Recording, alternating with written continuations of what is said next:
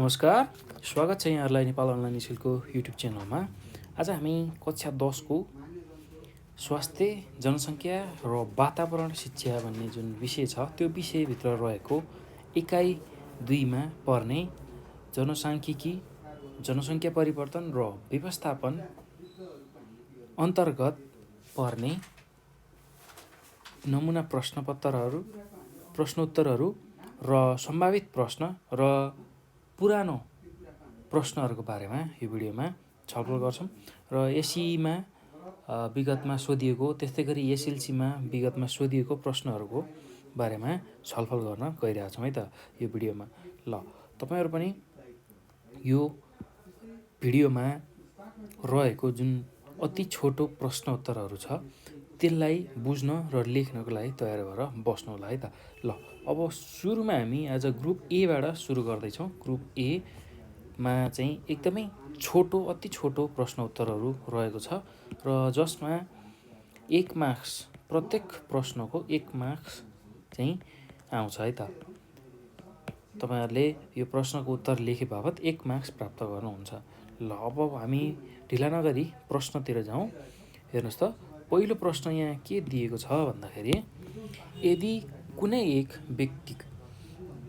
निश्चित ठाउँको मध्य वर्षको जनसङ्ख्या 2,50,000 र कुल जीवित जन्मेका बच्चाहरूको सङ्ख्या 3,000 भए कोरा जन्मदर कति होला भनेर सोधेको छ। ल हेर्नुहोस् त, यो अलिकता हिसाब खालको प्रश्न हो। थोरै हिसाबको सूत्र लगाएर हामीले यसलाई गर्छौँ र कोरा जन्मदरको हामीसँग फर्मुला छ, त्यो फर्मुला लगाउने खालको प्रश्न हो यो। र यसमा हामीलाई के दिएको छ भन्दाखेरि कुनै एउटा निश्चित ठाउँको मध्य वर्षको जनसङ्ख्या दिएको छ, त्यस्तै कुल जीवित जन्मेका बच्चाहरूको सङ्ख्या दिएको छ र त्यसबाट हामीले कोरा जन्मदर निकाल्नु पर्ने छ। ल अब यसलाई कसरी गर्न सकिन्छ भन्दा सुरुमा त हामीलाई दिएको कुराबाटै हामी सुरु गरौँ। हामीले के दिएको छ त्यही कुरा लेखौँ।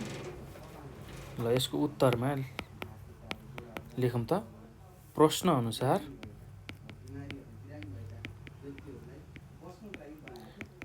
अनुसार हामीलाई के दिएको छ भन्दा जीवित जन्मेका शिशुको सङ्ख्या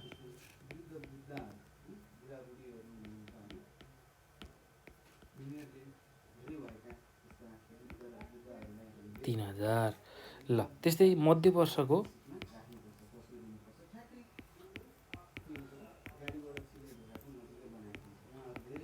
जनसङ्ख्या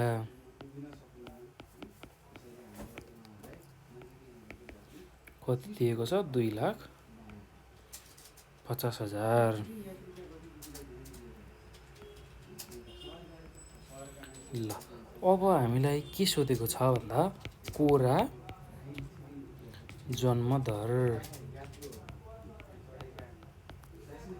अब सूत्र अनुसार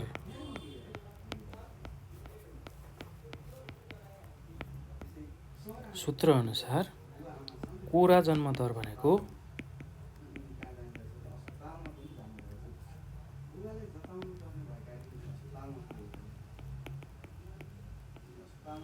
जीवित जन्मेका शिशुको सङ्ख्या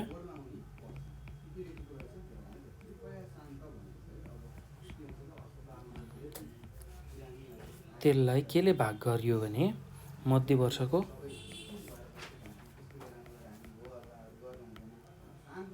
जनसङ्ख्याले भाग गरियो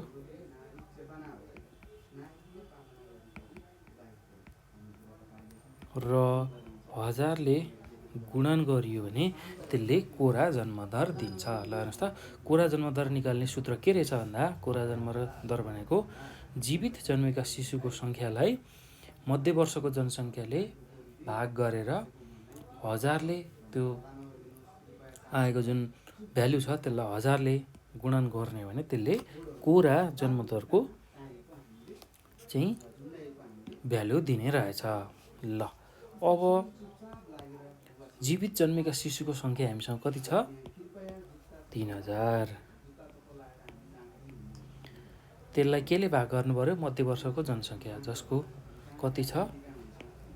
2,50,000 इन्टु 1,000। ल यसरी अब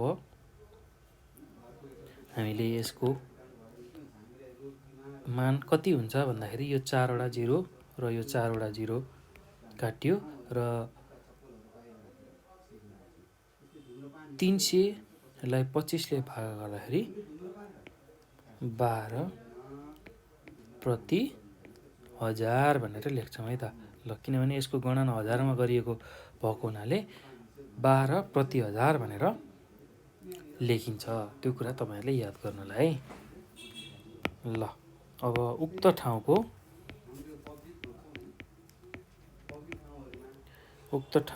कोरा जन्मदर भनेको 12/1000 छ भनेर हामीले यसरी लेख्न सक्छौँ। ल अब प्रश्न नम्बर 1 को हामीले समाधान गरिसक्यौँ। अब प्रश्न नम्बर 2 मा जाउँ है त। प्रश्न नम्बर 2 मा के भनेको छ त्यसलाई पढौँ। यदि कुनै निश्चित ठाउँको जनसङ्ख्या दोब्बर हुने समय 35 वर्ष छ भने उक्त ठाउँको जनसङ्ख्या वृद्धि दर निकाल्नुहोस् भनेर सोधेको छ। ल यो एसी 75 सालमा सोधेको प्रश्न हो। एकदम सजिलो छ भाइ बहिनीहरू, केही गाह्रो छैन। ल अब यसको उत्तर पनि यसमा पनि थोरै हामीले सूत्र नै प्रयोग गर्छौँ र जनसाङ्ख्यिकीको प्राय जसो सबै पढ्नुपर्ने कुरामा हामी सूत्र प्रयोग गरेरै भ्यालुहरू निकालिरहेको, मानहरू निकालिरहेको हुन्छौँ है त। ल अब यसमा प्रश्नअनुसार के दिएको छ त्यसलाई हेरौँ। उत्तरमा प्रश्नअनुसार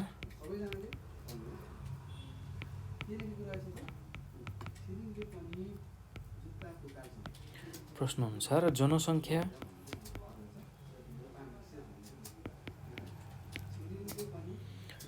दोब्बर हुन लाग्ने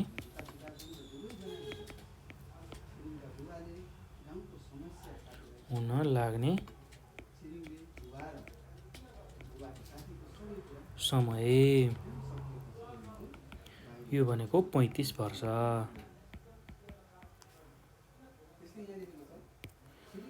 त्यस्तै जनसङ्ख्या वृद्धि दर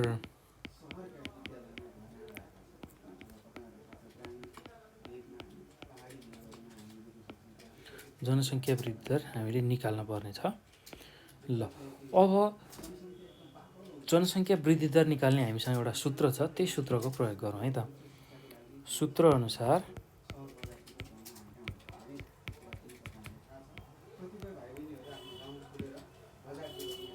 जनसङ्ख्या वृद्धि दर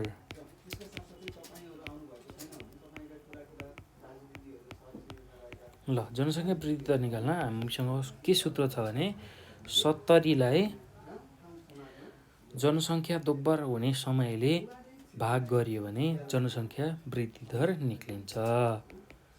जनसङ्ख्या दोब्बर हुने समय।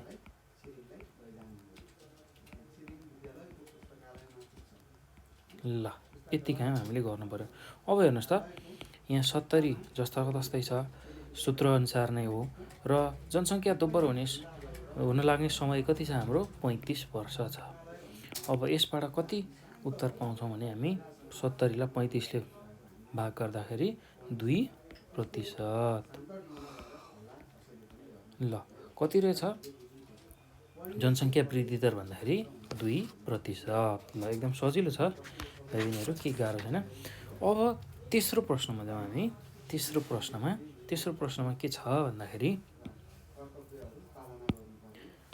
उमेर विशिष्ट प्रजनन दर निकाल्ने सूत्र लेख्नुहोस् भनेर सोधेको छ। ल हेर्नुहोस् त, यो पनि 75 सालको एसीमा सोधेको छ। ल अब एकदम सहज छ यसको उत्तर। हामीलाई उमेर विशिष्ट प्रजनन दर निकाल्ने सूत्र थाहा हुनुपर्छ। ल त्यही सूत्रको बारेमा लेखौँ है त। उमेर विशिष्ट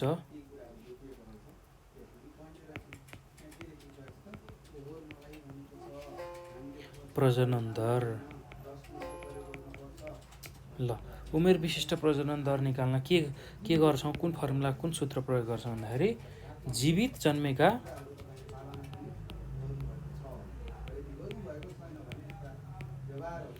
जन्मेका शिशुको सङ्ख्या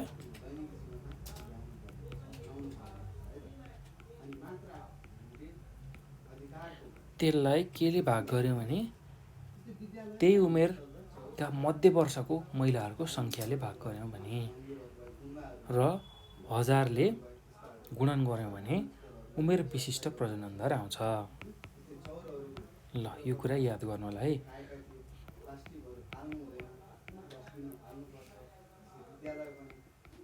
एकदम सजिलो छ, केही गाह्रो छैन। यो सूत्र 1-2 पटक तपाईँहरूले लेखिसकेपछि मात्र याद हुन्छ है। र यही सूत्रमा आधारित भएर हिसाबहरू पनि गर्नुपर्ने हुन्छ र यही सूत्र नै तपाईँहरूलाई सोधिरहेको छ अति छोटो उत्तरमा। ल त्यसैले यसलाई चाहिँ कण्ठ बनाउनु होला है त।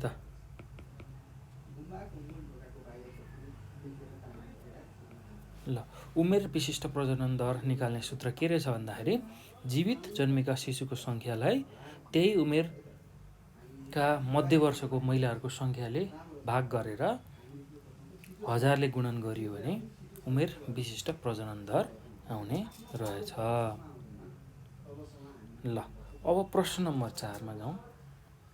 प्रश्न नम्बर 4 मा के सोधेको छ भन्दाखेरि लैङ्गिक अनुपात कसरी निक्लिन्छ भनेर सोधेको छ। ल यसको पनि हामीलाई सूत्र नै चाहिन्छ र यसलाई निकाल्ने पनि सूत्र छ। र लैङ्गिक अनुपात निकाल्न हामीले कुल पुरुषको सङ्ख्यालाई हामीले कुल महिलाको सङ्ख्याले भाग गरेर 100ले गुणन गर्यौँ भने लैङ्गिक अनुपात निक्लिन्छ। ल यसको उत्तरमा के लेखौँ भने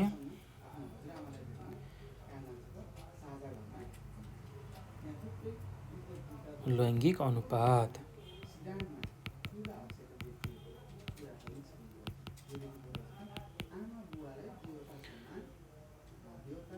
चाहिँ तलको सूत्र अनुसार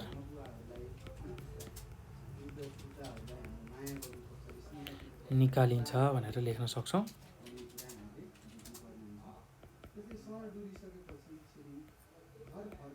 ल अब लैङ्गिक अनुपात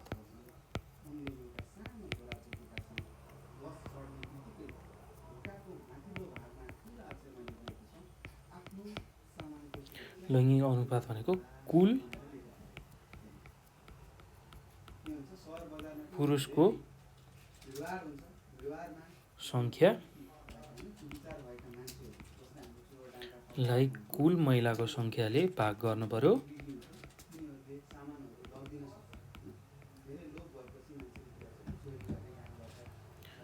र 100ले गुणन गर्नु पर्यो। यो गरियो भने लैङ्गिक अनुपात आउँछ, अर्थात् लिङ्गको अनुपात आउँछ। ल अब यो पछि अर्को प्रश्न के सोधेको छ 75 सालमै भन्दाखेरि जनसङ्ख्या वृद्धि दर कसरी निकालिन्छ भनेर सोधेको छ। ल यो पनि एकदम सजिलो छ, यसलाई पनि सूत्रबाट नै हामीले निकाल्छौँ। जनसङ्ख्या वृद्धि दर भनेको जनसङ्ख्या वृद्धि दर निकाल्नलाई हामीले के फर्मुला अथवा के सूत्र युज गर्छौँ भने कोरा जन्मदरमा कोरा मृत्यु दरलाई घटाउँछौँ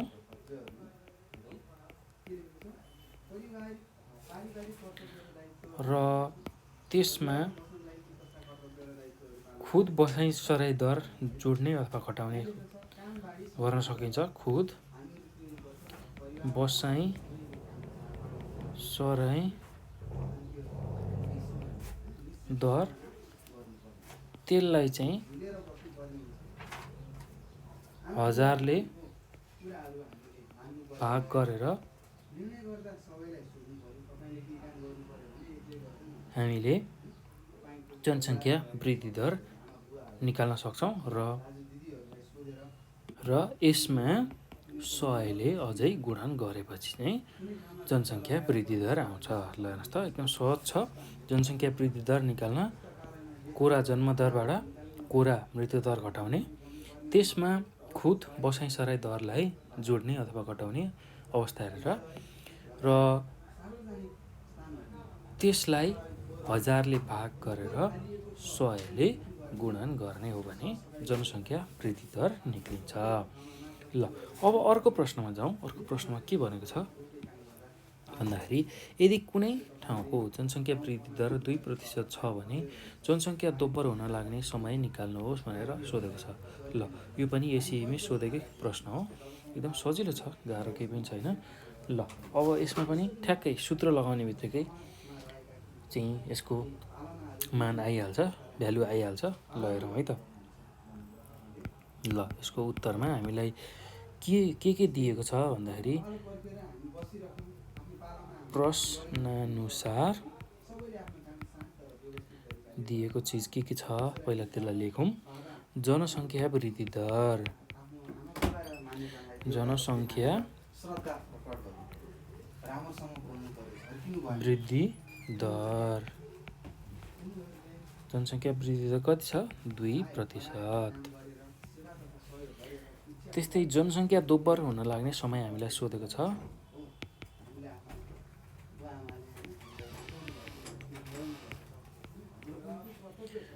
दोब्बर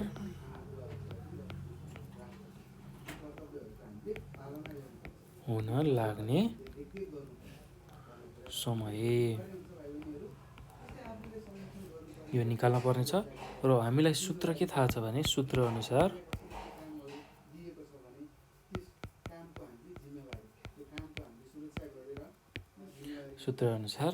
जनसङ्ख्या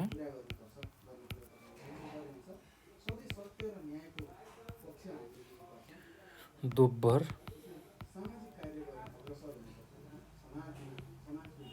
हुन लाग्ने समय भनेको 70लाई जनसङ्ख्या वृद्धि दरले भाग गर्यो भने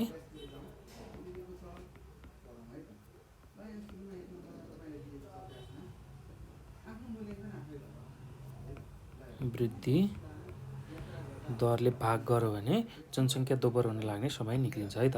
ल 70 हाम्रो सूत्रकै छ र यसमा अब जनसङ्ख्या वृद्धि दर भनेको हाम्रो 2% छ र 70लाई 2ले भाग गर्दा 35 वर्ष चाहिँ जनसङ्ख्या दोब्बर हुन लाग्ने समय रहेछ।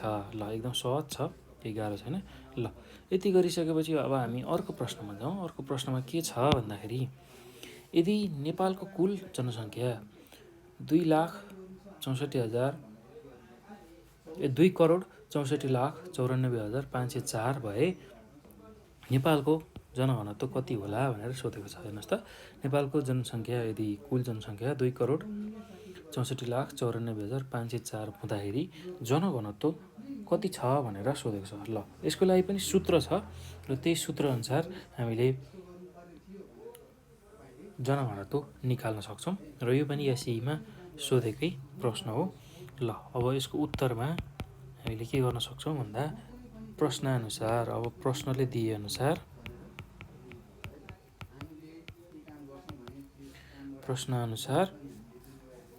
कुल जनसङ्ख्या हामीलाई कति दिएको छ, जनसङ्ख्या भनेको 2,64,94,504। ल यो कुल जनसङ्ख्या भयो। अब जनघनत्व हामीलाई सोधेको छ।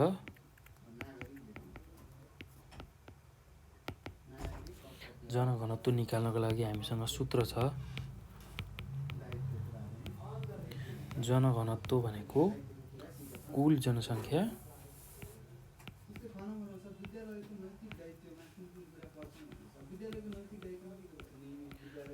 जनसङ्ख्यालाई हामीले सम्पूर्ण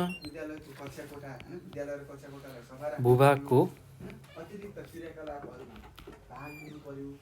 क्षेत्रफलले भाग गऱ्यौँ भने जनघनत्व निक्लिन्छ। ल यो वर्ग किलोमिटरमा हुन्छ है। सम्पूर्ण भूभागको क्षेत्रफल भनेको वर्ग किलोमिटरमा हुन्छ। र हेर्नुहोस् त कुल जनसङ्ख्या हाम्रो कति छ? 2,64,94,504 छ। र अब सम्पूर्ण भूभागको क्षेत्रफल अर्थात् हाम्रो देशको क्षेत्रफल अर्थात् हाम्रो देशमा रहेको जुन जमिन छ त्यसको सम्पूर्ण भूभागको क्षेत्रफल भनेको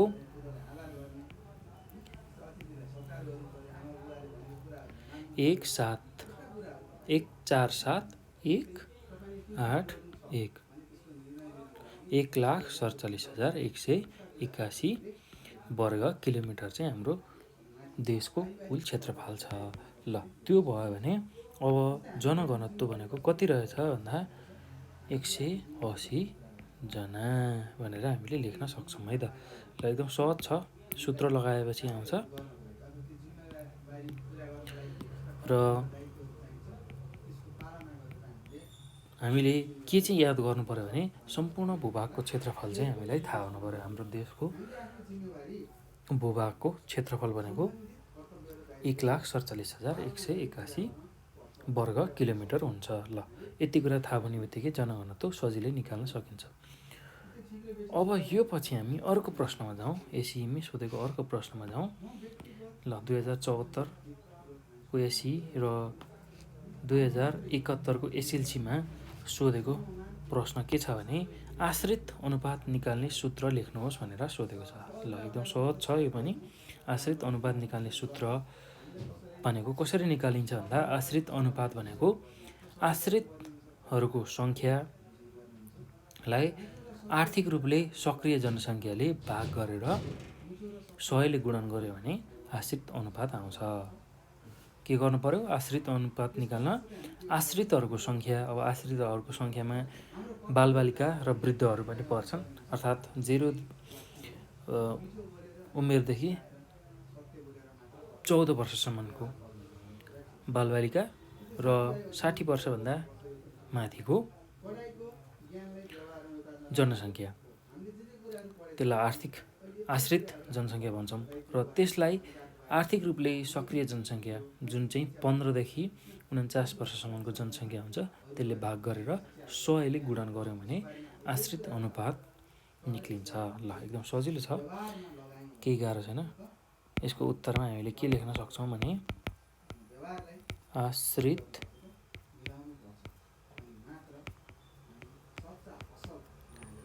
अनुपात भनेको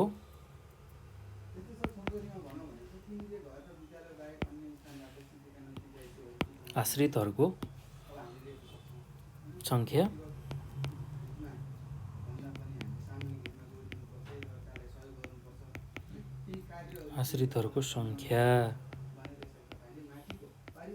अब यसमा 14 वर्ष मुनिका व्यक्तिहरू र 60 वर्षदेखि माथिका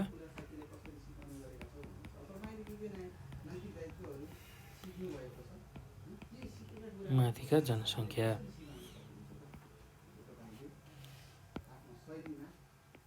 त्यसलाई केले भाग गर्नु पर्यो?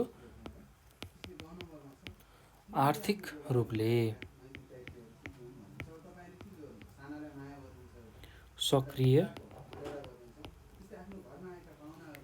जनसङ्ख्या जुन चाहिँ 15 देखि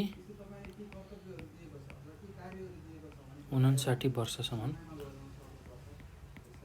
वर्षको जनसङ्ख्या भनेर भन्न सक्छौँ है त। र यसलाई 100 ले गुणन गर्यौँ भने चाहिँ आश्रित अनुपात निक्लिन्छ। ल एकदम सहज छ, केही गाह्रो छैन, एकदम सम्झिनु पनि सजिलो छ तपाईँहरूलाई। आश्रित अनुपात भन्ने बित्तिकै पहिला आश्रितहरूको सङ्ख्या जुन चाहिँ 14 वर्ष मुनिका उमेर समूहका व्यक्ति र 60 वर्षदेखि मास्तिरको व्यक्तिहरू, त्यसलाई चाहिँ केले भाग गर्नु पर्यो भने आर्थिक रूपले सक्रिय जनसङ्ख्या जुन चाहिँ 15 देखि 59 वर्षसम्मको जनसङ्ख्या हो त्यसलाई चाहिँ 100 ले गुणन गर्यो भने आश्रित अनुपात आउँछ। ल अब 9 नम्बरको प्रश्नमा के सोधेको छ त्यसमा हेरौँ है त। यो पनि एसी 2074मा सोधेको प्रश्न हो। ल यदि कुनै निश्चित ठाउँको जनसङ्ख्या 28 वर्षमा दोब्बर हुन्छ भने उक्त ठाउँको वार्षिक जनसङ्ख्या वृद्धि दर पत्ता लगाउनुहोस् भनेको छ। ल एकदम सजिलो छ यो पनि यसको उत्तर, किनभने एउटा सूत्र लगाउने बित्तिकै यसको उत्तर आउँछ। ल यसको उत्तरमा पहिला के दिएको छ त्यही लेखौँ। प्रश्न अनुसार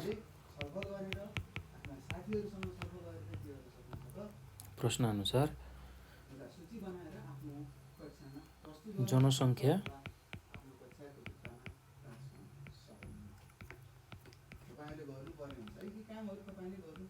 वृद्धि दर, ल यो हामीलाई सोधेको छ। अनि जनसङ्ख्या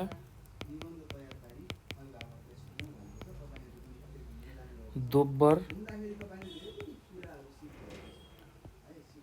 हुन लाग्ने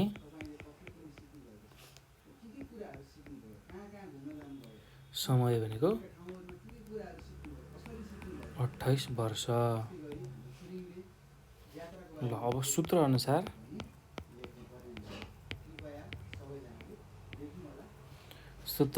हामीले के निकाल्न पर्यो? जनसङ्ख्या वृद्धि दर।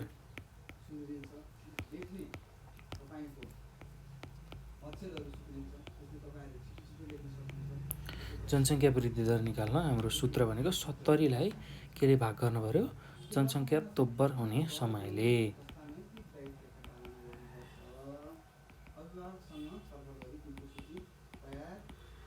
दोब्बर हुने समय। ल यसले भाग गरियो भने 70लाई 28ले भाग गर्दाखेरि कति आयो?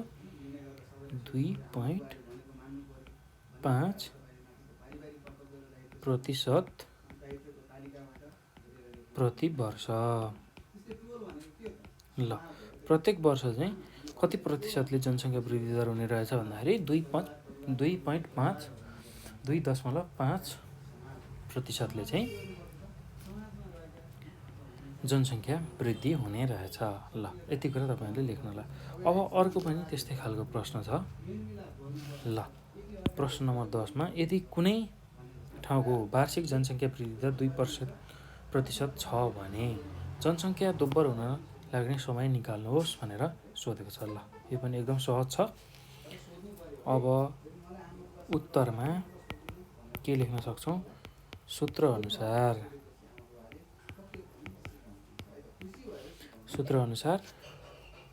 जनसङ्ख्या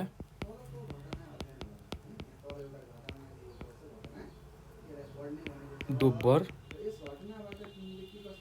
हुन लाग्ने समय,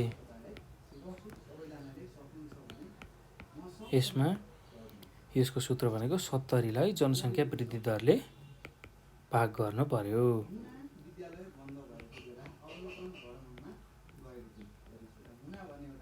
ल अब 70 हाम्रो छँदैछ र जनसङ्ख्या वृद्धि दर कति छ हेर्नुहोस् त। जनसङ्ख्या वृद्धि दर 2% छ। ल 2ले भाग गर्ने हो भने कति आयो? 35 वर्ष। ल हेर्नुहोस् त जनसङ्ख्या दोब्बर हुन लाग्ने समय कति रहेछ? 35 वर्ष। ल अब यो पछि भाइ बहिनीहरू हामी अर्को प्रश्नमा जाउँ, जसमा चाहिँ के सोधेको छ भन्दा कोरा जन्मदर पत्ता लगाउने सूत्र लेख्नुहोस् भनेर सोधेको छ। ल यो एसईको मोडल क्वेसन 74 र एसएलसी 2070 सालमा सोधेको प्रश्न हो है त। ल अब यसको उत्तर एकदमै सहज छ। यसमा सूत्र मात्रै लेख्ने हो, हामीले केही गर्नुपर्ने छैन।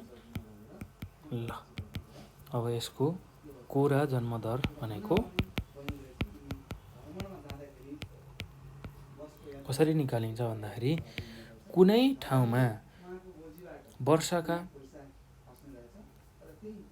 ठाउँमा वर्षमा जन्मिएका कुल जीवित जनसङ्ख्यालाई त्यही ठाउँको मध्य वर्षको जनसङ्ख्याले भाग गरेर 1000ले गुणन गर्ने हो भने कोरा जन्मदर निक्लिन्छ। ल कुनै ठाउँमा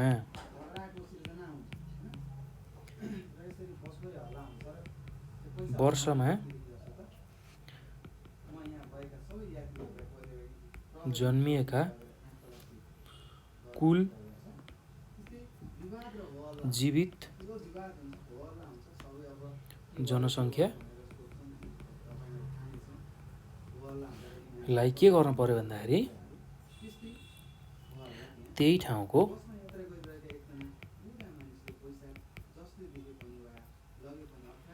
मध्य वर्षका जनसङ्ख्याले भाग गर्नु पर्यो र यसैलाई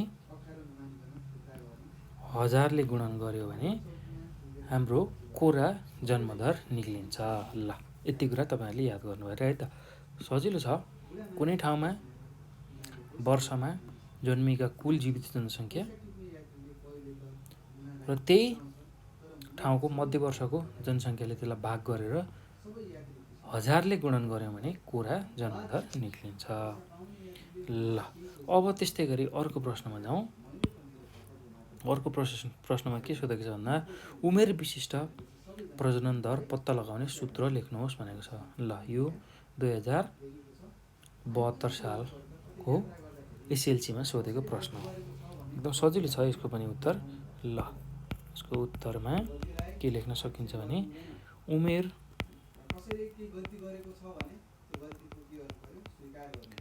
विशिष्ट प्रजनन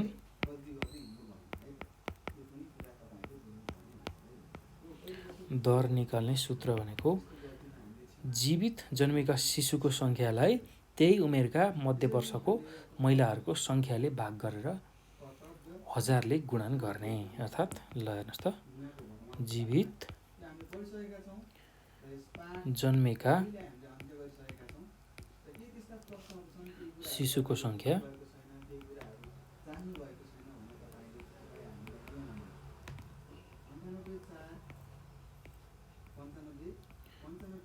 लाई त्यही उमेरका मध्य वर्षका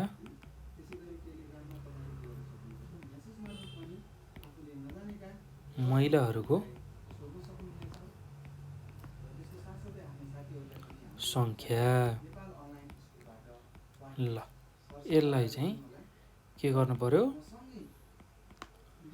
1000 ले गुणन गर्नु पर्यो। त्यो गरियो भने उमेर विशिष्ट प्रजनन दर आउँछ। ल एकदम सजिलो छ, सहज छ, केही गाह्रो छैन।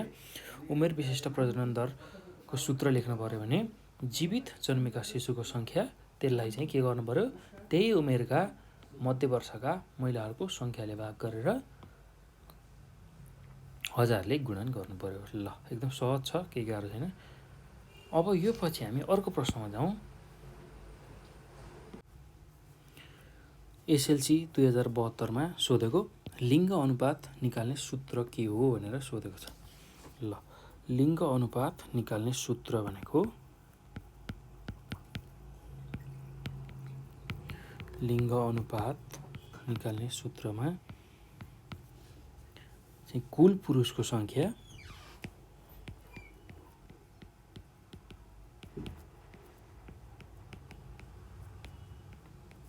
कुल पुरुषको संख्यालाई केले भाग गर्नु पर्यो कुल महिलाको संख्याले भाग गर्नु पर्यो र 100 ले गुणन गरियो भने त्यसले के दिन्छ लिङ्ग अनुपात दिन्छ। ल एकदम सहज छ, केही गाह्रो छैन। अब यो पछि अर्को प्रश्नमा जाउँ। सामान्य प्रजनन दर निकाल्ने सूत्र लेख्नुहोस् भनेको छ। ल यो पनि एसएलसी को 72 सालमा सोधेको प्रश्न हो। ल एकदम सहज छ, केही गाह्रो छैन। प्रजनन दर निकाल्नको लागि सामान्य प्रजनन दर निकाल्नको लागि हामीले के गर्छौं भने कुनै वर्ष जन्मेका जीवित शिशुको संख्यालाई त्यस वर्षको मध्यतिरको 15 देखि 49 वर्षका महिलाहरूको कुल जनसङ्ख्याले भाग गर्छौं र 1000 ले गुणन गर्छौं। त्यो गरियो भने सामान्य प्रजनन दर निक्लिन्छ है त। ल त्यसलाई नै लेखौं त सूत्रको रूपमा। सामान्य प्रजनन दर।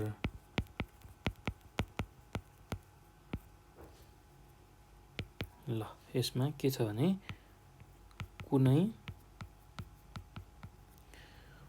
वर्ष जन्मेका जीवित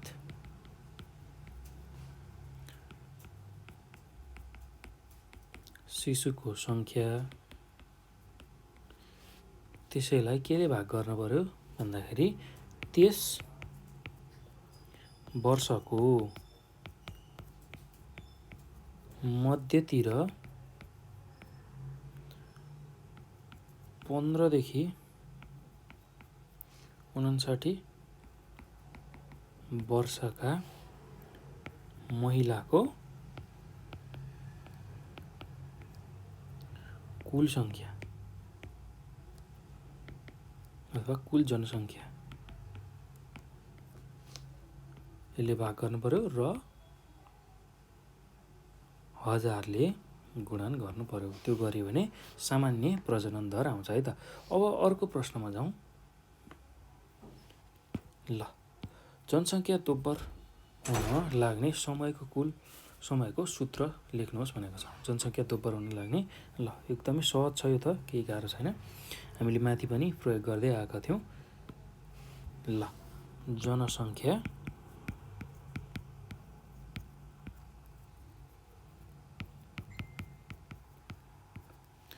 दोब्बर हुन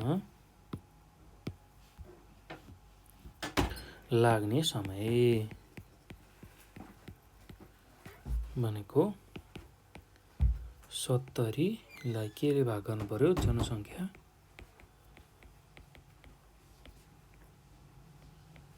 वृद्धि दर।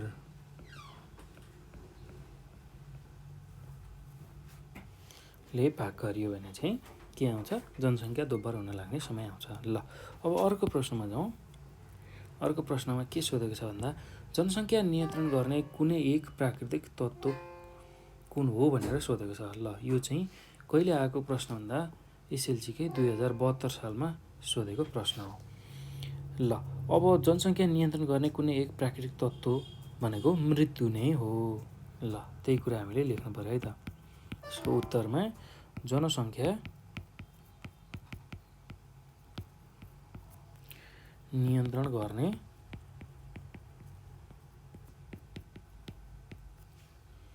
प्राकृतिक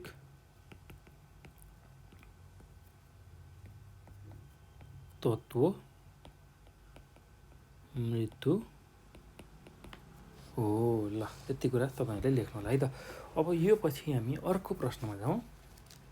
जनघनत्व निकाल्ने सूत्र के हो भनेर सोधेको छ। ल यो पनि एसएलसीको 2072-71 मा सोधेको प्रश्न हो। एकदम सजिलो छ, केही गाह्रो छैन। ल यसको पनि सूत्र मात्रै लेख्ने हो हामीले। यसको उत्तरमा के छ भन्दाखेरि जनघनत्व भनेको कसरी निक्लिन्छ भन्दाखेरि कुनै निश्चित ठाउँ वा क्षेत्रको कुल जनसङ्ख्या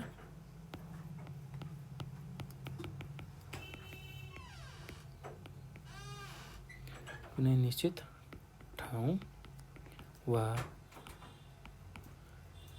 क्षेत्र अथवा देशको कुल जनसङ्ख्या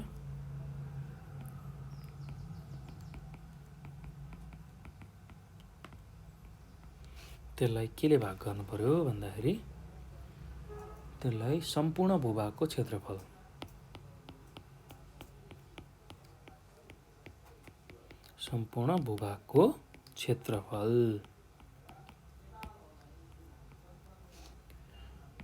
जुन चाहिँ वर्ग किलोमिटरमा हुन्छ त्यसलाई नै अब जनघनत्व निकाल्ने सूत्र भनिन्छ है त। ल एकदम सजिलो छ। जनघनत्व भन्ने बित्तिकै कुनै निश्चित ठाउँ अथवा क्षेत्र अथवा देशको कुल जनसङ्ख्यालाई केले भाग गर्नु पर्यो भन्दा सम्पूर्ण भूभागको क्षेत्रफल त्यसले भाग गरियो भने चाहिँ त्यसले जनघनत्व दिन्छ है त। ल अब त्यसपछि प्रश्न नम्बर 18 मा जाउँ। यसमा के सोधेको छ भन्दाखेरि प्रजनन दरलाई प्रभाव पार्ने कुन तत्त्व अन्तर्गत पारिवारिक संरचना पर्दछ भनेर सोधेको छ। ल 2071 सालको एसएलसीमा सोधेको प्रश्न है त। ल अब यसको उत्तरमा के लेख्नुपर्ने हुन्छ भन्दाखेरि प्रजनन दरलाई प्रभाव पार्ने चाहिँ सामाजिक सांस्कृतिक तत्त्व अन्तर्गत चाहिँ पारिवारिक संरचना पर्दछ भनेर हामीले लेख्न सक्छौँ। ल यसको उत्तरमा लेखौँ त। प्रजनन दरलाई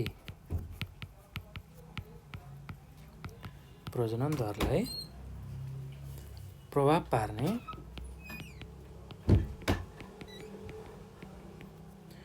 पार्ने सामाजिक सांस्कृतिक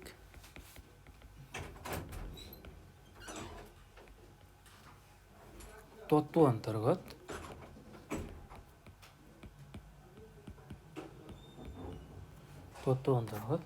पारिवारिक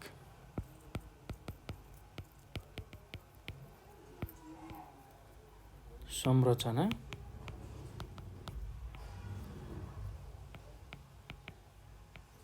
पर्दछ। ल यति कुरा हामीले लेख्न सक्छौँ है त यसको उत्तरमा। अब अर्को प्रश्न छ यहाँ, लिङ्गले कसरी मृत्युदरमा प्रभाव पार्दछ भनेर सोधेको छ। ल यो चाहिँ आउन सक्ने, एसीमा आउन सक्ने खालको प्रश्न हो। ल यसको उत्तरमा लेखौँ त। एकदम सहज छ यसको उत्तर, केही गाह्रो छैन। सामान्यतया पुरुषभन्दा महिला बढी बाँच्ने भएकाले यसले मृत्युदरमा प्रभाव पार्छ। ल हेर्नुहोस् त, हाम्रो नेपालको सन्दर्भलाई हेर्ने हो भने पुरुषको तुलनामा महिलाहरू धेरै बाँचेको पाउँछौँ। पुरुषहरू चाँडै मरे भने महिलाहरू ढिला मर्ने देखिन्छ है त। हो त्यसले गर्दाखेरि चाहिँ केमा प्रभाव पर्ने रहेछ? मृत्युदरमा प्रभाव पर्ने रहेछ। ल यसको उत्तरमा सामान्यतया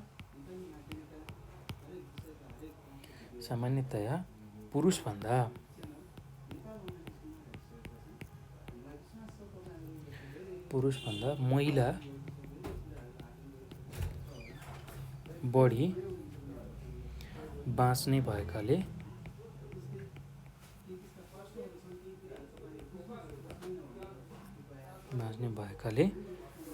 यसले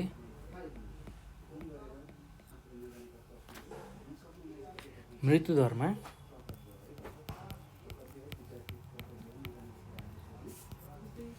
प्रभाव पार्छ। ल यति कुरा तपाईँहरूले लेख्नुपर्ने हुन्छ है त।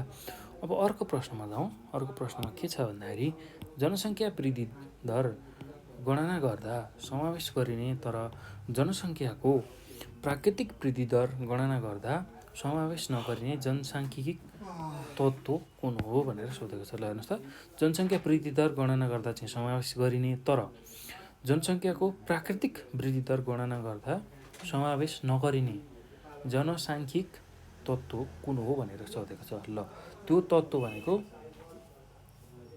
चाहिँ बसाइसराई हो। ल त्यही कुरा हामी लेखौँ है त उत्तरमा। ल एकदम सजिलो छ, त्यस्तो गाह्रो छैन, तपाईँहरूले यसलाई याद गर्नु होला। जनसङ्ख्या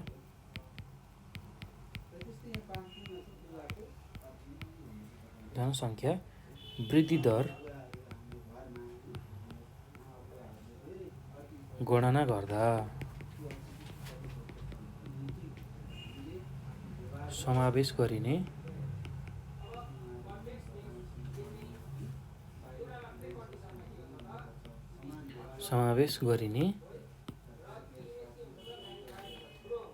तर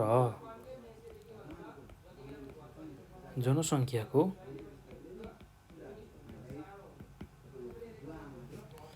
प्राकृतिक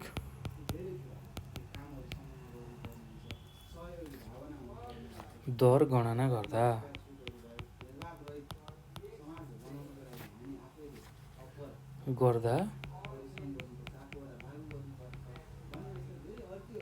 समावेश नगरिने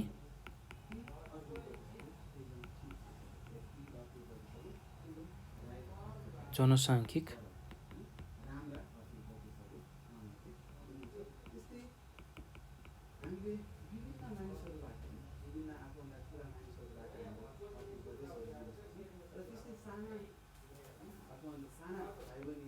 तत्त्व बसाइसराई हो।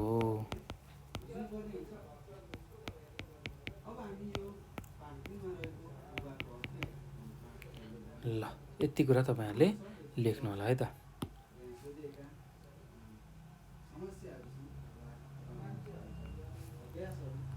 ल अब त्यस्तै अब अर्को प्रश्न के छ भन्दाखेरि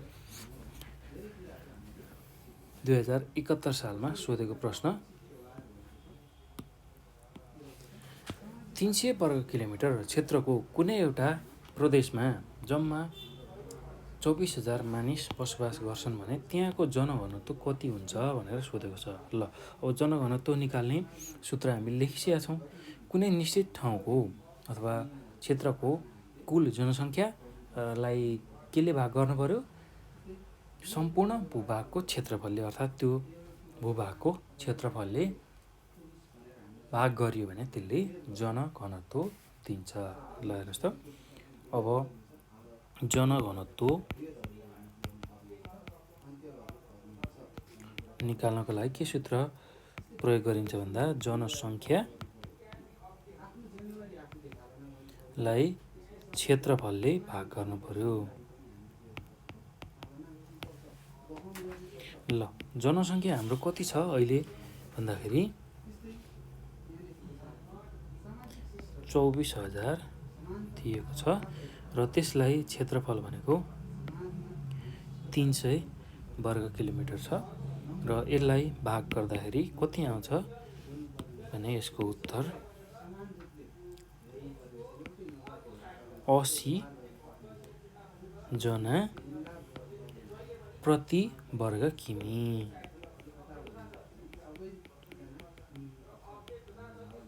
ल यति चाहिँ जनघनत्व रहेछ त्यो ठाउँको। एकदम सजिलो छ है, केही गाह्रो छैन। कुल जनसङ्ख्या अथवा जनसङ्ख्यालाई क्षेत्रफलले भाग गरियो भने त्यसले जनघनत्व दिने रहेछ। ल अब अर्को प्रश्नमा जाउँ हामी। अर्को प्रश्नमा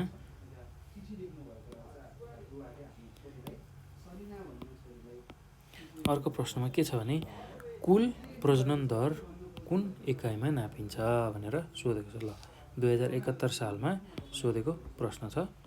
एसएलसीमा कुल प्रजनन दर कुन एकाइमा नापिन्छ भनेर सोधेको छ। ल एकदम सजिलो छ। कुल प्रजनन दर प्रति व्यक्ति एकाइमा नापिन्छ। ल यसको उत्तरमा कुल प्रजनन दर प्रति व्यक्ति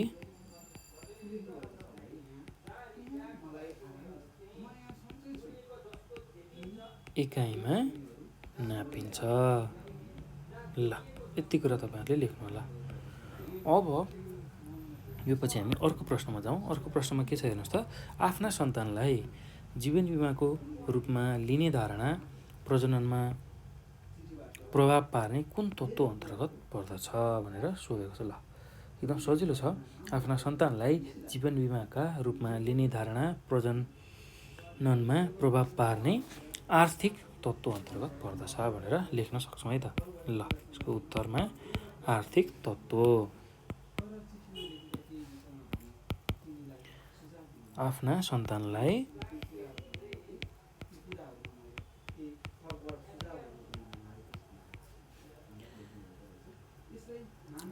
जीवन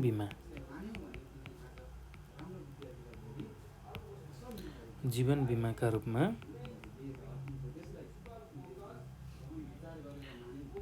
लिने धारणा प्रजननमा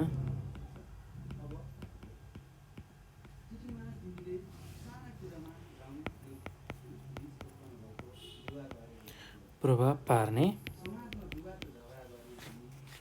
आर्थिक तत्त्व अन्तर्गत पर्छ।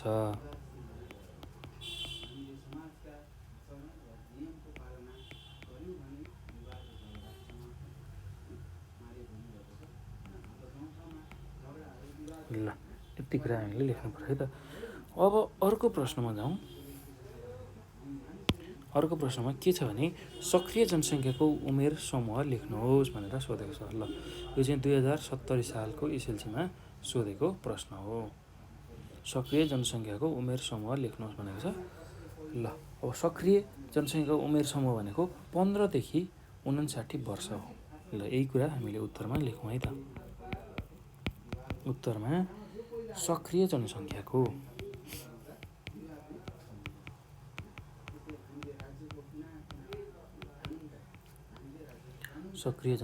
उमेर समूह भनेको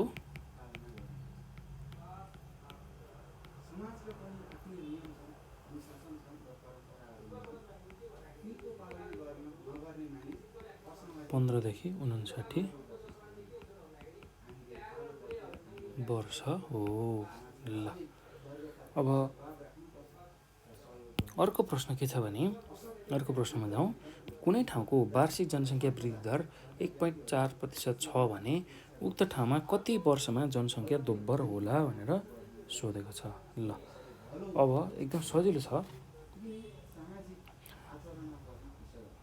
यसमा हामीले सूत्र प्रयोग गरेरै गर्ने हो र जुन हाम्रो जनसङ्ख्या दोब्बर हुने समय छ त्यही कुरा हामीले निकाल्ने हो। त्यसको लागि हामीले के निकाल्नुपर्छ भन्दा सूत्र के प्रयोग गर्नुपर्छ भन्दा जनसङ्ख्या दोब्बर हुन लाग्ने समय भनेको 70लाई जनसङ्ख्या वृद्धि दरले भाग गर्ने। ल हेरौँ त। अब यसको उत्तरमा प्रश्न अनुसार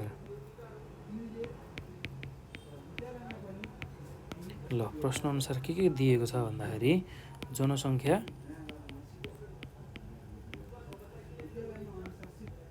वृद्धि दर यो भनेको 1.4%। अनि हामीलाई जनसङ्ख्या दोब्बर हुने समय सोधेको छ।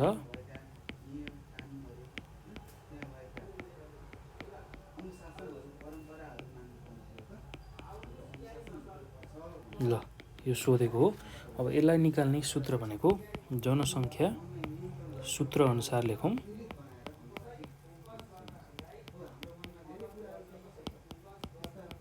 जनसङ्ख्या दोब्बर हुने समय भनेको 70लाई जनसङ्ख्या वृद्धि दरले भाग गर्नु पर्यो।